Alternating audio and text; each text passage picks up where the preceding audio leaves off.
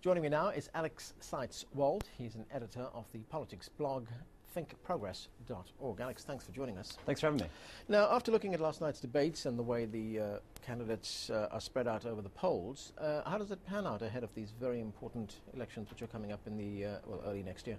Well, Mitt Romney has clearly had the lead throughout, and there's been sort of a rise of these short-term candidates getting little bubbles to not be Mitt Romney. But I think Newt Gingrich is different from those candidates, and I think he has a really good shot at winning the nomination, something that a lot of people haven't been taking seriously. But I think after last night's debate, people need to take him as a serious candidate.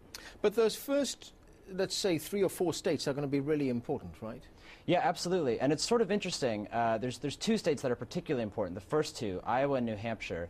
New Hampshire has traditionally been the domain of economic conservatives, fiscal conservatives, but Mitt Romney basically has that sewed up.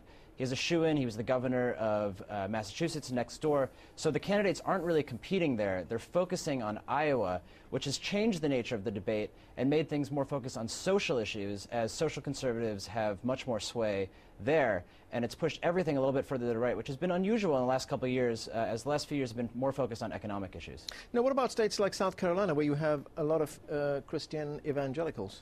Yeah, absolutely. Both Iowa and South Carolina have a large portion of Christian evangelicals. So we've seen the rest of the field, not Mitt Romney, and to some extent Newt Gingrich, making a major play for those voters who have been a little bit left by the wayside by the rise of the Tea Party and these other sort of libertarian wings in the past, wings of the Republican Party in the past 2 years. So we've seen candidates like Rick Perry and Michelle Bachmann and Rick Santorum making a direct play to these candidates, which has pushed the entire party, including Mitt Romney and Newt Gingrich, further to the right on social issues, on abortion and gay marriage. And that, of course, brings up the issue of electability of whoever the Republicans decide to nominate as their candidate.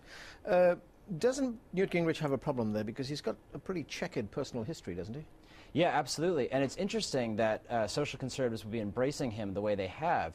But unlike Mitt Romney, who has a lot of problems with social conservatives, in part because he used to be very pro-choice, he used to be to the left of Ted Kennedy on abortion, and in fact because he's a Mormon, 15% of evangelical Christians have said they wouldn't vote for a Mormon.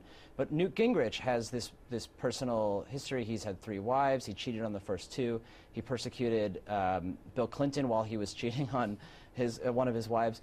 But he's been very smart, and he early on got very involved in local issues in Iowa that appeal to social conservatives. He paid $850,000 to help remove the justices of the Iowa Supreme Court who had legalized gay marriage. So that's bought him a lot of favors with social conservatives in Iowa. Okay, Alex, we're going to leave it there. Thanks for joining us. Thanks a lot. Thank you.